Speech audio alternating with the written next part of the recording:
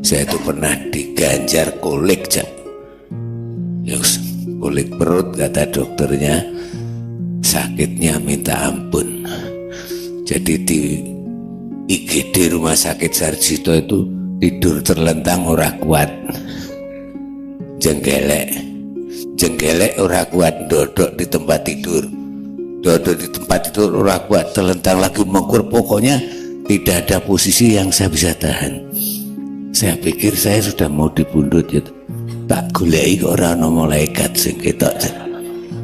Nah, ternyata ilmu kedokteran juga sunatullah yang benar-benar dibetulkan. Datang saudara saya itu Dokter Ibnu Pranoto karena saya paksa.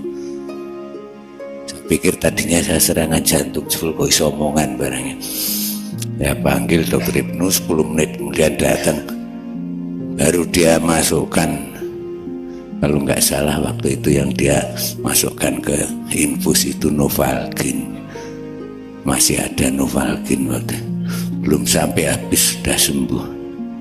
Nah, sikap saya mulai malaikat itu salah apa benar, Cak? Monggo.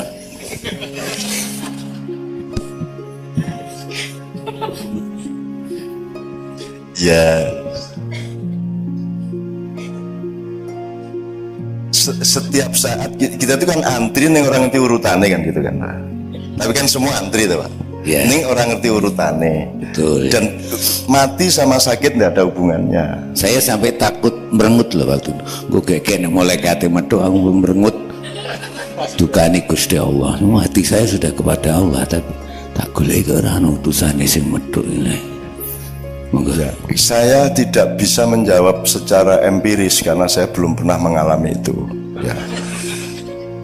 Tetapi gini Bapak-Bapak sekalian, ini ponakan saya itu sedang sakit kanker, Mas, saya ikut menangani ya. Dan itu tidak ada hubungannya sama hidup dia. Hidupnya bener, dia perawat, dia kerja di rumah sakit, tiba-tiba kanker berat gitu ya. Jadi sebenarnya sakit itu apa toh ya? Apakah sakit itu negatif dalam kehidupan ataukah sakit itu positif? Karena kadang-kadang sakit itu sebenarnya proses penyembuhan rohani bagi Allah kepada kita, bisa juga. Nah, malaikat datang dan tidak datang itu kan ya piye kuwi carane jawab aku ya oke. Gini, saya ini menganjurkan jamaah saya untuk mengaktifasi malaikat. Jadi aktivasikan malaikatmu. Artinya kamu tiap hari harus menyapa malaikatmu. Isu-isu assalamualaikum, assalamualaikum, assalamualaikum, assalamualaikum. Tuh. Kita bisa lihat atau tidak, itu juga tidak ada hubungannya dengan kehebatan.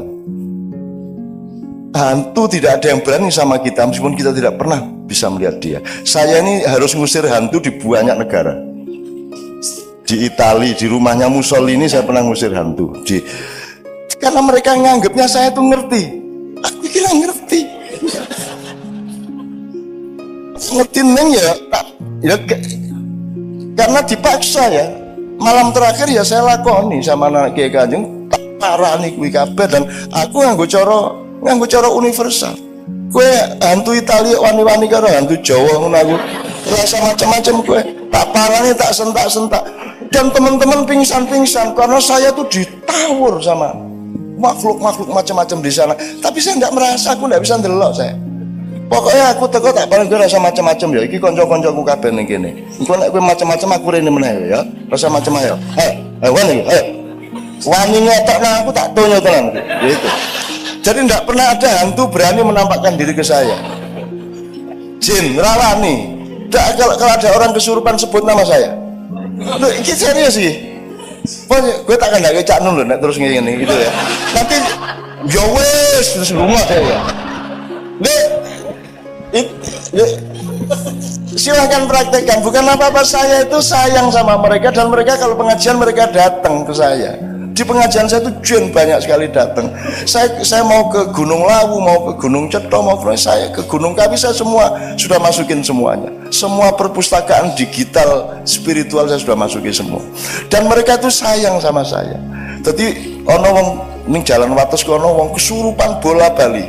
Kesurupan. Terus aku ngongkon bocah Kiai Kanjeng, kowe rono. Begitu cakeng itu, wah anak boy cak nun meneh, terus ya wis itu hilang, gitu. Terus anak Kiai Kanjeng pergi lagi, kesurupan lagi, beda lagi. Tadi suaranya gini, terus berikutnya suaranya begitu. Terus aku ngomongkan meneh si jinne, wah cak nun meneh, wah wis kondo cak nun rasa, aku ya seneng nang padang bulan, jadi seneng saya jin itu sama saya itu cinta. Dan jin itu Anda jangan anggap khayal. Jin disebut oleh Allah lebih dulu dari manusia di semua ayat kecuali satu ayat dok. Berpuluh-puluh kali Allah menyebut makhluk itu jinni wal insi, bukan insi wal jinni. Jadi jin itu senior kita, malaikat senior kita, alam senior kita, tetapi yang paling senior adalah Nur Muhammad. Kalau Anda berada pada jalur Muhammad, maka Anda menjadi senior dan Anda yang nanti pertama giliran masuk surga. Dan surga itu bukan sesuatu yang kita cita-citakan. Kita itu dulu di surga, cuman sekarang outbound sebentar ke sini dan jangan tidak lulus di sini gitu loh Pak, gitu loh.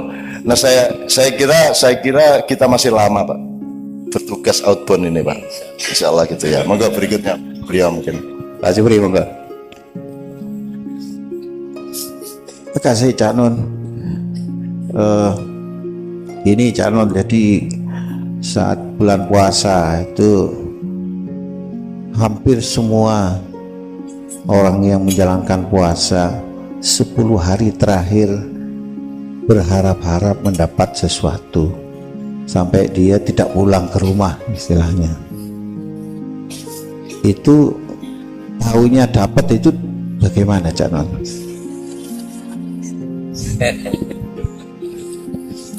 Ya gini, jadi tadi kan saya bilang ada 6 evolusi tadi ya Bu ya. Jadi kita ini sudah di evolusi keempat, tapi kita berpikirnya masih pra-4. Jadi kita masih berpikirnya materi. Jadi kalau ngomong surga, kita bayangkan itu jasad. Kita bayangkan pahala itu adalah tambahan duit, tambahan emas, kan gitu. Jadi cara berpikir kita masih materialistik. Bahkan kita bersedekah ingin mendapat balasan berlipat-lipat, kan gitu. Jadi kita ini masih berpikir kapitalis. Jadi kalau Lailatul Qadar di 10 hari terakhir itu kita bayangkan mbuh emas, mbuh duit oke, mbuh untuk lotre, kan begitu. Jadi kita masih berpikir materialistik.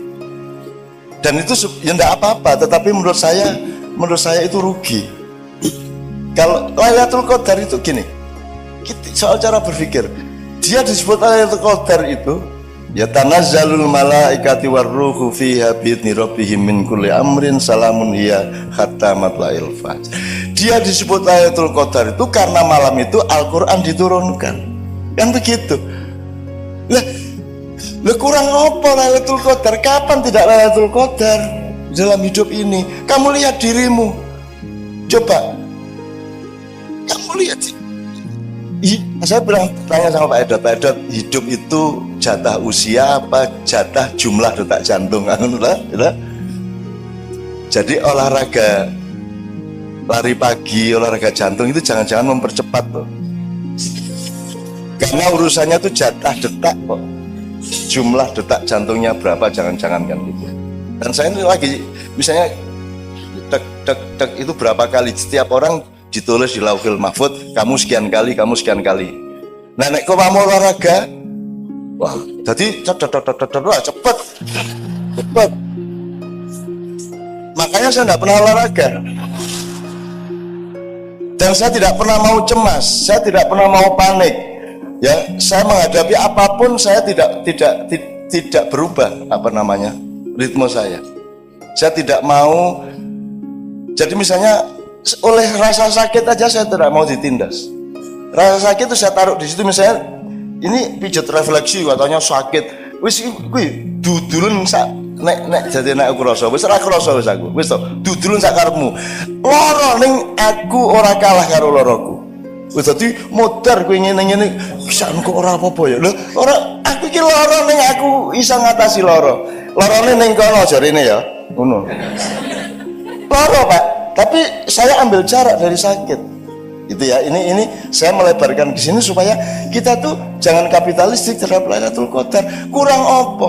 Puasa aja kok nunggu Ramadan. Hidup adalah puasa, hidup itu dosis, hidup itu menahan diri, hidup itu ngerti kapan makan, ngerti kapan berhenti makan, ngerti makan apa, ngerti makan seberapa. That is life.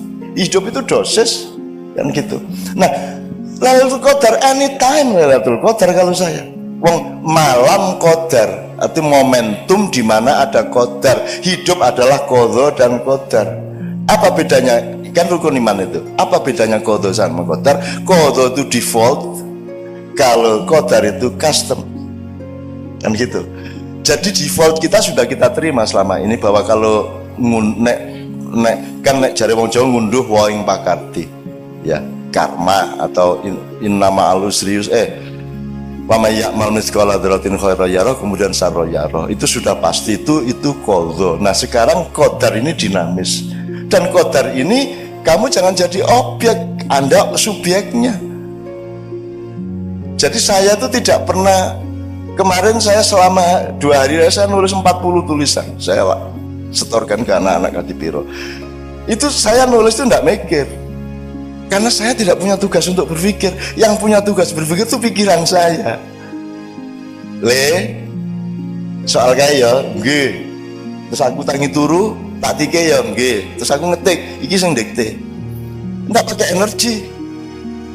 Makanya di kedokteran juga kan mestinya ada komprehensi terhadap dimensi-dimensi ilmu yang lain di kedokteran, tidak hanya fisiologi, ada banyak kemungkinan yang lain. Misalnya manajemen tenaga. Orang bertanya, acara saya itu kan rata-rata 8 jam Bu, dan saya duduk tahiyat itu. Wis pokoknya Kapolreso, Kapoldaud, Kopasuso kowe ra tahan nek lungguh karo aku. Mulane aku begitu, Pak sampean lungguhe sak karep sampean ora sak kaya aku. Nek aku mesti lungguh kaya tahiyat kae. Itu berjam-jam, gitu kan. Asam urat ndasmu wani apa kowe karo aku? Ora iso, wong aku lungguh koyo ngene asam urat, ora iso asam urat.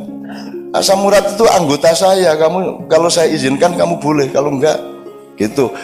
Nah, itu dimensi ilmu apa Bapak sekalian? Siapa yang berkuasa atas kesembuhan? Kenapa engkau tidak mencari sebanyak mungkin tali dengan yang maha mentakdirkan, yang maha memiliki qadar? Qadar itu kata bendanya, takdir itu masdarnya atau adjektifnya. Takdir adalah pengqadaran. Ya. Nah, Anda dikasih limpahan oleh Allah untuk mentakdirkan diri Anda sendiri. Jadi kalau Anda malam Ramadan, Anda tinggal memetik. Cuman kan masalahnya kamu itu pamrih, pengen emas, pengen duit lebih banyak. Dan itu Allah tersinggung. Kamu kok tidak percaya sama saya? Jadi orang berdoa itu kadang-kadang dilematis Bu. Kalau kita minta ya Allah, ya Allahumma, orang dungu nganti setengah jam. Allah dibacain makalah, ya Allah ini Indonesia sedang mengalami makalah ya. Ini ada konflik antar ini ya Allah. Ini ada kriminalisasi ulama ya Allah. Wah ini wes roh jare Gusti Allah, wes roh aku maha kuasa ngono kan. Ndonga kok cik dawane gitu kan. Terus ya Allah kuatkanlah iman kami gini buawan njaluke. Terus Allah mengatakan gini, kamu itu kurang apa tiap hari saya kasih? Minta terus banyak sekali permintaan kamu gitu kan kalau kita berdoa. Terus akhirnya kita takut, ya sudah saya tidak berdoa, terserah Allah aja. Dapat 3 hari kita tidak berdoa, Allah bilang lagi, kok sombong gue lan njaluk kan tidak. Iya gitu Mas. Yang benar yang mana Mas? Berdoa apa tidak? Kalau berdoa Anda bilang saya kurang apa ngasih kamu? Kamu tidak usah ngatur detak jantung, saya bikin dan jantungmu berdetak. Kamu tidak bisa berkuasa atas detak jantungmu. Kamu masih minta. Tapi kalau nggak minta, dia bilang tumben nggak minta. Terus ud'uni astajib lakum kata Allah. Jadi yang mana ini? Nah itu namanya dosis Bu. Kita masing-masing yang mengerti kapan kita minta, wajar apa tidak permintaan kita, dosisnya tepat apa tidak, kan begitu masalahnya. Itu. Nah jadi Lailatul Qadar itu kalau saran saya itu anytime. Siang malam tidak hanya berdasarkan matahari. Hatimu sering siang di malam hari dan hatimu sering malam di siang hari. Betul nggak Bu?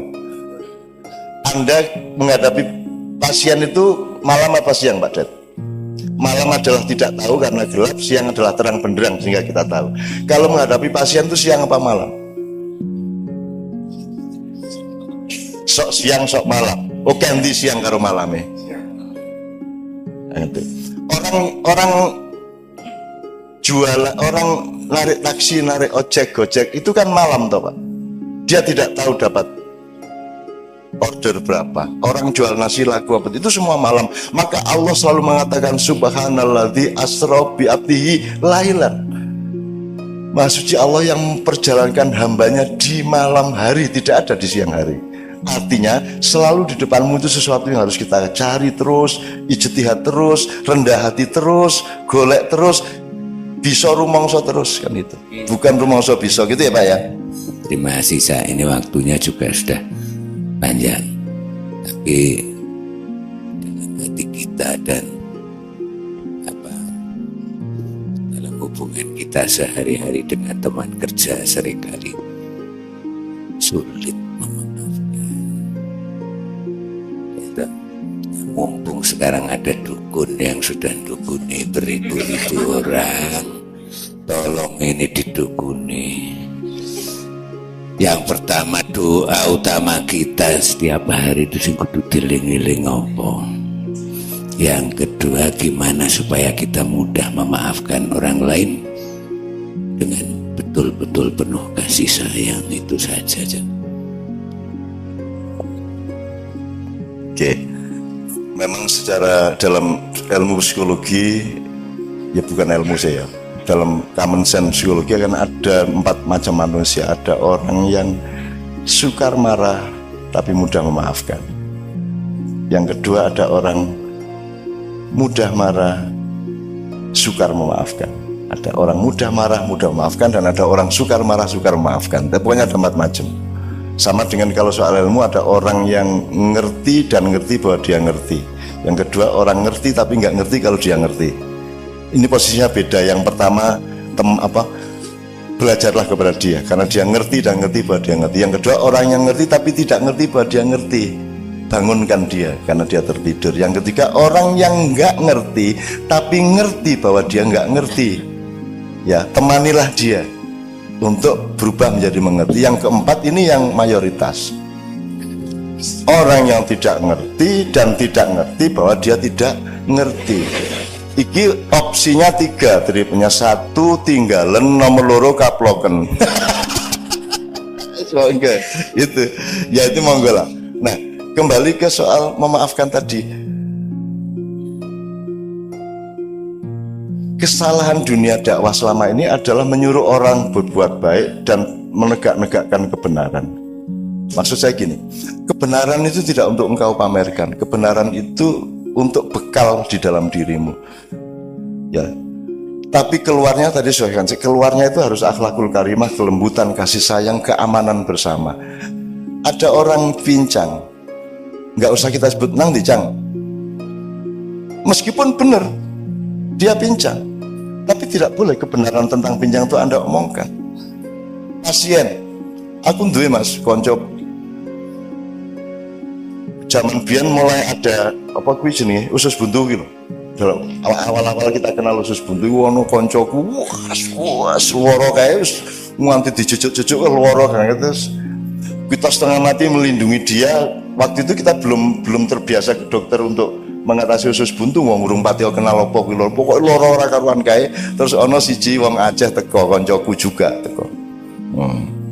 Ini 1 di antara 7 penyakit yang mematikan ini. Dicucuk karo arek iki mong jos gitu. Orang yang mau mati pun tidak bisa kita bilang, tidak boleh kita bilang toh Pak. Ini kayaknya mau mati kamu sebentar lagi. Ya nggak boleh kan bilang gitu. Tetap harus kita, karena meskipun pasti mati menurut ilmu kita, dia belum tentu mati menurut ilmu Allah. Allah bisa merubah 1 detik sebelum itu terjadi. Allah bisa merubah kapan saja, dan Allah punya hak merubah siapa saja, merubah apa saja, membatalkan kehidupan ini pun Allah berhak. Nah, jadi saya bilang tadi, kita itu jangan menyuruh orang berbuat baik, berbuat benar, tapi menciptakan situasi di mana kita itu bisa menikmati kebenaran dan kebaikan. Orang yang sukar memaafkan itu dia tidak ngerti bahwa memaafkan itu lebih nikmat daripada tidak memaafkan. Nikmatnya memaafkan itu luar biasa. Ya ini yang diceritakan Mas Hidota itu kan, itu masih ada orang-orang yang nyantet saya rombongan itu. Dan saya sayangi mereka dan saya lindungi, jangan sampai dia tahu bahwa saya tahu. Bukan piye gitu ya. Itu soal politik zaman Gus Dur dulu, biasalah gitu. Ya. Dan saya maafkan, saya tidak pernah tidak maafkan siapapun karena nikmat luar biasa. Difitnah orang itu saya, ya Allah. Istri saya ditanya, Mbak Via gimana? Cak Nun kan sering difitnah orang, rasanya bagaimana? Ya enggak ada masalah. Lu kok enggak ada masalah, kan difitnah terus, videonya dikarang-karang. Didu karo Habib Rizik, didu karo Gus apa, kan Cak Nun difitnah macam-macam. Mbak Via mengatakan, loh kalau Cak Nun yang memfitnah baru saya stres, tapi kalau Cak Nun yang difitnah saya senang, karena ada rumus wama romaita idromaita walakinnallaha roma. Kalau ada kejahatan menimpa kita, kalau kita online sama malaikat dan Allah, maka kejahatan yang meluncur ke kita itu akan diambil alih oleh malaikat kita yang speednya lebih tinggi dari kemampuan manusia, sehingga ketika sampai ke kita dia dirubah menjadi rizki. Itu kalau sampean wiritannya begitu, nanti diapain sama orang jadinya malah baik, jadi rezeki malahan. Itu karena wama romaita idromaita walakinnallaha ramaca, cari apa nanti di Quran saja. Sesungguhnya bukan kamu yang melemparku, tapi Allah yang melemparku, kan begitu. Jadi fitnah itu bisa jadi positif untuk Anda, tapi pasti negatif bagi yang melakukan. Orang yang tidak memaafkan, rugi dia tidak memaafkan. Dia tidak ngerti betapa nikmatnya memaafkan. Allah sendiri punya 6 sifat pemaaf, Pak. 6 sifat pemaaf. Jadi dosa pribadi Ghafur, untuk dosa sosial Ghafar. Terus nanti ada yang sifatnya hati nurani, psikologi itu al-afu. Pokoknya macam-macam konteksnya. Tapi Allah selalu memaafkan. Wahai hambaku, datanglah kepadaku meskipun dengan memanggul dosa setinggi gunung. Percayalah bahwa semua gunung-gunung dosamu itu tidak berarti bagi alam semesta permaafanku yang akan menelan semua dosa-dosamu. Gitu. Maka kalau saya memaafkan, atau kalaupun saya punya dendam, Bapak, dendam itu saya daya gunakan untuk membakar energi.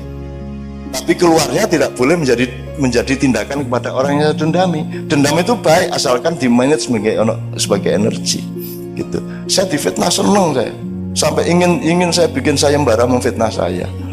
Tak sediaan duit banyak, semakin besar fitnahnya. Dan saya sudah ngalamin kok sejak zaman Bung Karno sampai sekarang. Tidak ada artinya semua itu, tidak akan berakibat apa-apa sama saya.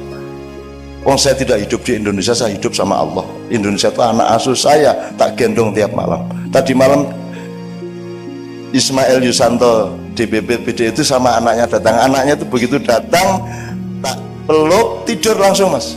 Tidak sampai 10 detik, tak peluk langsung tidur. Sudah sepanjang pertemuan 2 jam itu dia di pangkuan saya dekap itu. Jadi itu Allah, cara Allah menunjukkan kepada HTI siapa saya. Anaknya yang pelukanku, gue harus ngomong apa gue? Ya kan? Gue harus ngomong ideologi khilafah, gue ora iso gue. Doa niki, anakmu itu tak cekel set ngene langsung turu. Dan dia seperti seolah-olah dia cucu saya. Dan begitu kenal sama saya, langsung gambarnya oke banget, tak dekep. Ketika foto masih tidur, saya dekep gini kok. Gue terus bapaknya mau apa, ngomong apa? Kan tidak bisa sombong lagi sama saya, tidak bisa metoto lagi. Iya tak? Gitu, Mas. Ada lagi tokoh lain, Pak. Ada tokoh lain yang hebat secara nasional. Ini juga potensial bisa memusuhi saya, bisa memfitnah saya. Tapi dia tidak bisa berbuat apa-apa sama saya. Kenapa? Karena Allah punya cara sendiri, Pak, kalau mau nolong kita. Jadi kami dari Australia, Kiai Kanjeng bareng sama tokoh ini, sama istrinya tokoh ini. Turun di Denpasar, istrinya tokoh ini buka handphone, ada berita bahwa mertuanya meninggal. Dia langsung pingsan, saya di belakangnya. Cek ngene iki. Ya cek, tak tampung, tak panggilin orang bandara pakai kursi roda, tak urusi sampai boarding lagi ke Jakarta, kami ke Jogja. Maksud saya gini Pak, bojone arep ngomong apa ki nek ora ana aku ngeblak. Piye kuwi? Kowe wis rasa ngomong ideologi, rasa ngomong macam-macam karo aku. Wis kuwi Gusti Allah sing ngatur. Nah, Ibu Bapak sekalian, percayalah bahwa Allah punya banyak sekali cara, termasuk menyembuhkan pasien kita. Gitu. Jadi saya bukan mohon, saya ingin Anda semua menyadari itu semua secara luas sehingga menemukan nikmal maula wa nikman nasir, bahwa memaafkan itu nikmatnya luar biasa, memberi itu nikmatnya luar biasa. Tidak meminta kepada Allah kadang-kadang juga kenikmatan, meskipun di saat lain minta itu yang lebih nikmat.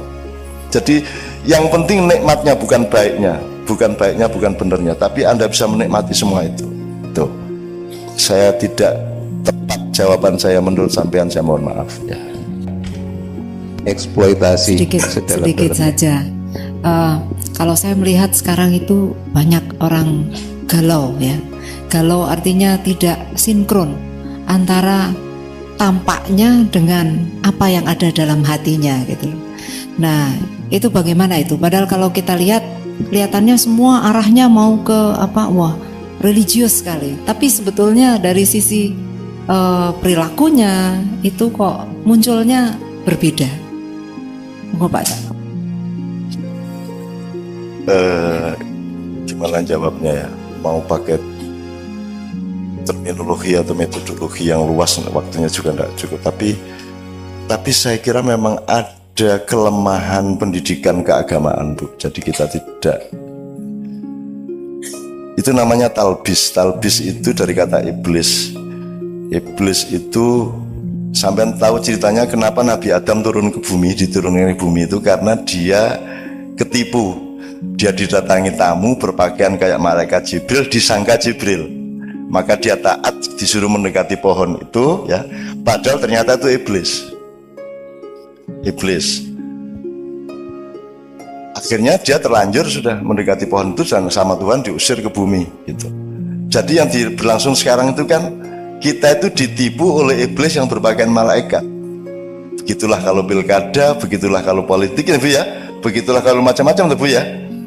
Kita itu pokoknya, apalagi kalau Anda ngerti Freemason, Illuminati, Anda ngerti desain globalnya Yahudi, Anda ngerti macam-macam, Anda akan tahu bahwa paket utama yang disebut penjajahan atau mobilisasi kepada masyarakat timur ya, yang akan dibaratkan itu adalah mereka menciptakan pandangan melalui pendidikan, melalui media massa, melalui cara berpikir, melalui produk-produk, sampai sekarang melalui produk-produk yang kanak-kanak pun dimasukin itu, untuk merubah pandangan Anda bahwa yang Anda sangka surga itu sebenarnya neraka, dan yang Anda sangka neraka sebenarnya itu surga.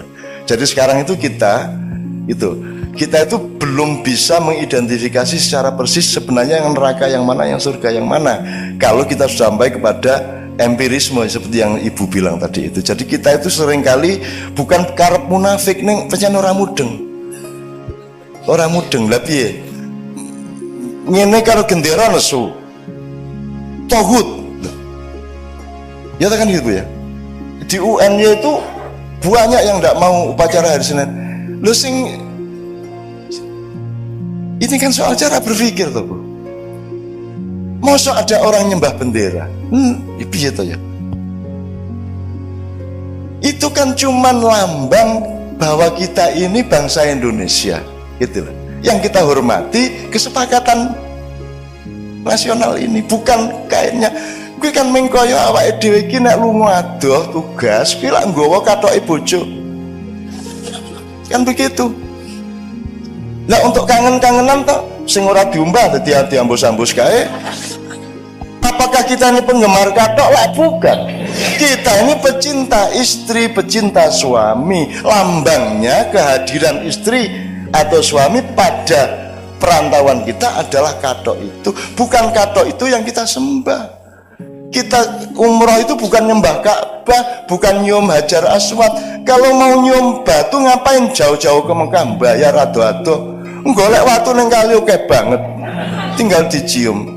Sampai orang-orang itu saya sarankan, sudahlah kalau kamu tidak mungkin naik haji, kamu bikin Ka'bahan di belakang rumahmu, ubeng-ubeng ono dhewe kayak ono watu, ambung-ambungan watu nenek ono kiai nesu apa betahi lho, kok betah pripun lagi kok lunga kaji kok tawaf kok ning kene.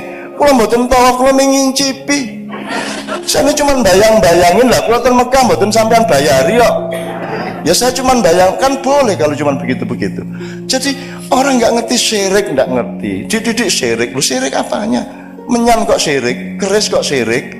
Syirik itu letaknya di pikiranmu dan di hatimu, tidak di benda. Arep menyan, arep keris, arep apa, ndak ada masalah. Ono wong jaran kepang mangan pari dinesoni, mangan beling dinesoni. Wis orang nukokke sego malah nesu. Kan begitu kan, mestinya dibeliin nasi dong. Wong dia nggak punya makan sampai beling-beling dipangan, kan begitu. Jadi menurut saya Bu, kuncinya adalah memang harus ada reedukasi, terutama di masjid-masjid. Misalnya masjid-masjid itu mestinya ada kajian-kajian sing sifatnya tidak doktrinatif tapi golek ilmu tenan. Nah sekarang tuh nggak ada. Semua ustadz itu, semua ulama itu punyanya doktrin dan dia punya kepentingan untuk punya umat. Itu masalahnya. Betul enggak? Di Madura begitu. Semua pengen punya umat dan saya tak buang umat. Ya awas kowe nek MH mania tak tunyu raimu. Kau deh, dia bilang saya bukan kiai, aku temanmu, aku mbahmu, aku kakakmu, aku sahabatmu, aku cinta padamu, kamu cinta padaku. Nggak ada feodalisme, nggak ada kultus individu. Aku randu anak buah. Aku mau tanggung jawab nang kelakuanmu. Kalau saya punya umat, apa maksudnya? Apa saya bertanggung jawab terhadap kelakuan umat saya? Kalau saya punya anggota, saya membaiat. Apa saya tanggung jawab terhadap dia? Kamu juga jangan mau dibaiat. Anda juga jangan mau dibaiat. Kalau mau dibaiat, tanya dulu sama yang baiat, sampai tanggung jawab nih. Kan kalau dibaiat orang kan tanggung jawab dia. Kalau enggak, saya tidak punya anggota, sampai hari ini saya tidak punya umat dan saya tidak akui sebagai umat saya. Anda orang yang mandiri, Anda orang yang otentik, Anda punya hubungan langsung sama Allah, tempuhlah kehidupanmu masing-masing dan Anda bukan bagian dari saya. Dan Anda tidak harus meniru saya. Saya kesini tidak untuk Anda hormati. Saya kesini untuk mengajak Anda menghormati Allah dan Rasulullah. Saya tidak ada masalah. Aku rapaten. Gitu. Kalau orang berani seperti itu, Bu, insya Allah orang tidak akan tuding-tudingan. Akhirnya kadang-kadang bukan karena munafik, tapi karena tidak ngerti, Pak. Nggak ngerti itu gini, Bu. Contohnya, Bu. Sampai bisa membedakan antara orang boros sama orang loman. Gini, orang hemat sama orang pelit itu bedanya apa? Itu peristiwa pelit atau peristiwa hemat? Gimana cara membedakan? Yang ngerti kan yang bersangkutan. Apa lagi? Kalau ini orang istiqomah, wah itu teguh pendirian. Kayak dari sini orang, aku yang keras kepala, beguguk mudawatan. Ya kan sama peristiwanya, Bu. Sama. Nah ini orang nggak bedain. Oh itu intoleran. Dia lupa bahwa tujuan intoleran pasti berasal dari orang yang juga intoleran. Pasti itu. Nah Bhinneka Tunggal Ika ya kabeh sak demi-demi teh sak setane sak kuntilanake kabeh nek Bhinneka Tunggal Ika. Dan saya menerima semuanya.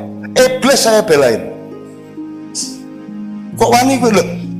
Memang iblis berani sama Allah. Iblis itu menjadi iblis yang nyuruh Allah.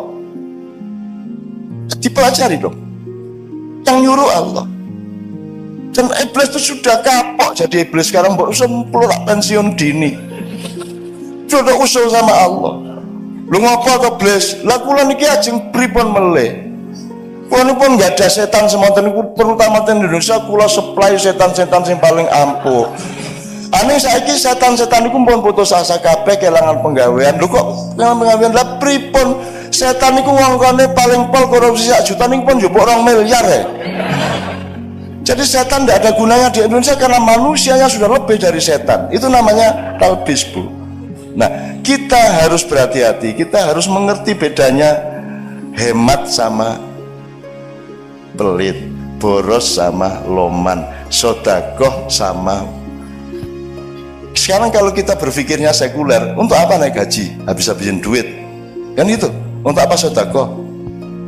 Yang enggak aja, kan gitu. Ngapain tuh sholat? Wasting time, kan gitu. Kan gitu. Kalau kita berpikirnya tidak ada Allah kan gitu. Nah jadi menurut saya Bu, saya senang sekali ada acara-acara seperti ini di kedokteran, di Polres, di Kodim. Anda kan tahu Kodim itu kalau ulang tahun kadang-kadang ada lomba hadroh, coba pula ngeri tau gue. Tentara jinjak ngono kuwi. Ki nyenengke, kuwi nang Indonesia tok. Kalau tentara kok hadroan gitu kan. Ki nek ora Indonesia, di Indonesia tuh ya Allah, ora iso diapa-apake. Itu Bapak sekalian. Wis kapusan dhewe karo Indonesia. Wong kae sok ngapusi ya kok apusi kan gitu kan. Nah, jadi Bu, jawaban saya menurut saya tidak bisa lengkap, tapi saya kira memang pembelajaran harus kita lakukan. Jadi ada kajian-kajian daripada bentrok merah lawan hijau, daripada mbok Basul Masail bareng. Saya selalu menganjurkan, ngapain tuh ini majelis tarjih fatwa, Basul Masail NU fatwa, MUI fatwa, mbok rapat sih, terus fatwa bareng gitu loh. Ki umatnya bingung, siji riyo sesuk burung, sing durung, sing bener sing di. Untung sekarang ini tidak ada masalah karena sudah ada proyek yang lebih besar, ndak urusan hari raya aja. Idul Fitri tanggal berapa? Anda tahu itu semua proyek aja. Itu loh Mas. Itu ujung-ujungnya itu ya itu tok. Gitu loh. Mosok hilal harus ada hilal 2%, 2,5%. Itu gimana sih orang-orang itu? Itu dulu nggak ada ukuran 2%, itu 2 derajat, nggak ada. Itu gini loh, itu kan idiom namanya. Nanti kok edot kok urung ketok irunge gitu. Itu maksudnya kok belum kelihatan batang hidungnya. Itu kan ungkapan, bukan kok kita cari hidungnya edot bener ya enggak. Kok dia belum kelihatan, tapi bahasanya itu kok belum kelihatan batang hidungnya. Nah, 2% itu yang pergi ketok lah, 2%, bukan 2% regulatif, 2% ini cara Jawa ini sahoha, swidak jaran, wah sak Dayak, itu maksudnya banyak sekali, bukan kok terus cari orang Dayak bener. Banyak fikih yang diciptakan berdasarkan kesalahpahaman kata seperti itu, sebenarnya itu idiom dan misalnya Lailatul Qadri khairum min alfi syahrin, ya. Malam Qadar itu seperti lebih bagus dari 1000 bulan. Dihitung 1000 tenan. Ora kuwi nek cara jan maewu gitu loh. Itu idiom bahasa sastra. Ini kalau mufasir, ahli agama, ahli politik nggak ngerti sastra. Aku nek Khairul Anwar mengatakan aku ini binatang jalang. Polisi binatang jalang. Hari kumpulannya terbuang, tapi aku akan menerjang. Bagi Hanafi. Iya, lagu puisi Pak. Itu puisi. Makanya sekarang sampai ada cerpen itu haram karena bohong. Piye to ya? Piye iki? Menungso iki kok ya pedok ya piye? Ya Bapak saya mohon, waktu sudah habis, sudah terlalu larut, saya mohon maaf jawabnya tidak mudah, maka agak kadang-kadang saya lari ke sana kemari. Tapi yang penting menurut saya sekarang ini bukan apakah Anda setuju atau tidak pada omongan saya, tidak penting apakah Anda paham atau tidak penting apakah itu ilmu benar apa tidak. Yang penting kita bermesraan di dalam itikat yang baik bersama-sama, ingin berdamai, ingin enak, ingin seimbang satu sama lain, dan nanti terjadinya itu tidak karena saya, tidak karena Anda, tapi karena perkenan Allah. Anda akan menemukan keajaiban-keajaiban yang tidak pernah Anda duga dari Allah Subhanahu wa taala. Saya mohon izin, mohon maaf atas semua kekurangan saya. Qul in dalaltu fa innama adillu ala nafsi fa in ihtadaitu fa bima yuhiya ilayya rabbi. Assalamualaikum warahmatullahi wabarakatuh.